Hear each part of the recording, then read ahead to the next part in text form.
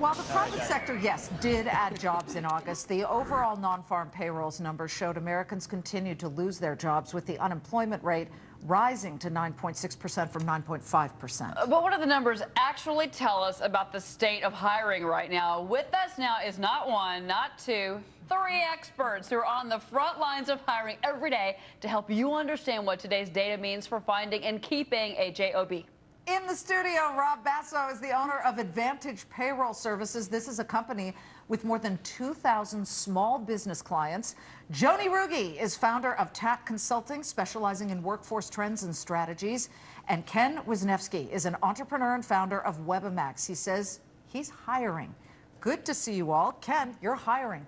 Does it surprise you then, this piece of data that we saw that shows at least 67,000 gains in private payrolls? No, because actually, you know, right now, what's kind of going on with everything, it seems that things are changing so quickly. Some companies are going up, some companies are going down, but I feel it's a great time to be on the side where you actually are growing, because there's so much good quality personnel out there. Luckily, Joni, we did not see an exodus of those just, giving up. That seemed to be a good sign of what we saw this morning. But do you think that those that are looking for work need to be even more aggressive right now? Yeah, I think, I talk to people all the time that are looking for work, and I tell them you got to stay positive, you got to be aggressive, you got to get out there, network, make sure your resume is polished, talk to everyone, talk to companies that are saying they're not hiring. Talk to them, get yourself in front of them.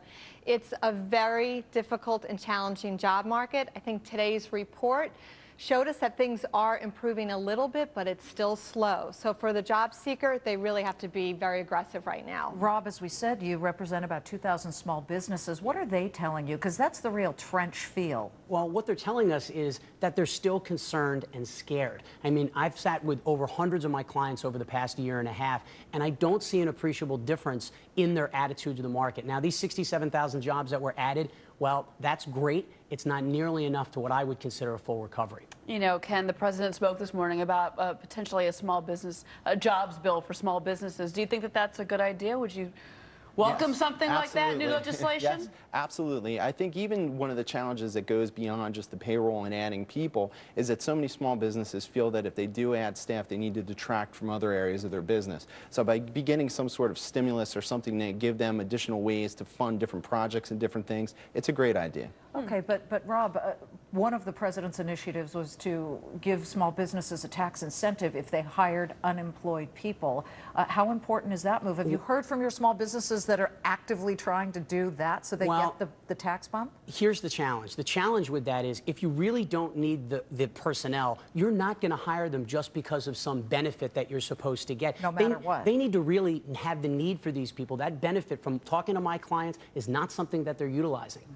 Joni, I wanted to ask. Oh, go ahead. I was going to say, I think the challenge there, though, is that small to medium-sized business community, they're not getting the lending. They're not getting the money to buy new equipment or to hire new people. So for those that do want to hire, they feel like they're stalled. And in some ways, I think that's what's stalling the economy. So we do have to focus on job creation, and that small to medium-sized business community could really generate some jobs, which would be great.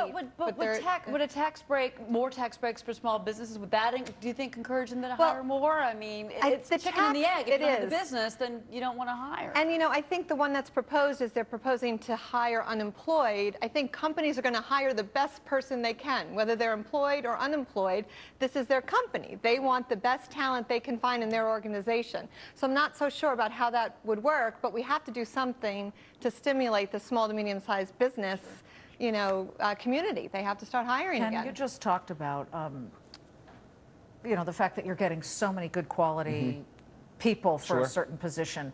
How many resumes do you get for one single position lately? Yeah, it's unbelievable how many we get. And we also get quite a few unsolicited resumes for people that have heard that our company is growing and prospering, and they'll come to us. And we've actually hired quite a few people through that, basically for positions we've actually created based on the person's skill set. We've actually created roles for them. But you're hiring because you have the demand for your service. Absolutely. Rob, you actually co-founded a community bank up on Long Island. I did. So let's talk about the banking side of things. Well, is capital out there? Is it available? I don't actually work for the bank. I'm one of the founding investors, but I have to tell you from what the sentiment that I can see in the marketplace is, one of the proposed, parts of the bill is to put out this $30 billion to community banks. While I think that's a great idea, if the banks don't change their lending practices to allow the business owner to actually be able to get access to it, that having that $30 billion available is not necessarily going to help. Well, I don't know it's about hoarding. Remember, just not too long ago, the big smackdown was put on them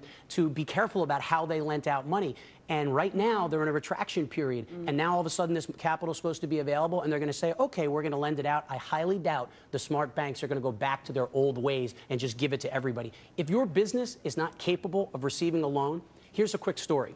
I was talking to one of my clients, and they said, well, I don't want to personally sign for this loan. Why won't the bank give me the money? If the business owners won't take the chance on themselves and put themselves up, how in the world is a bank going to take a risk? Wow. Well, what a great panel. Thanks to all of you, to Joni, and to Rob, to Ken. Thank you. Thank you very much.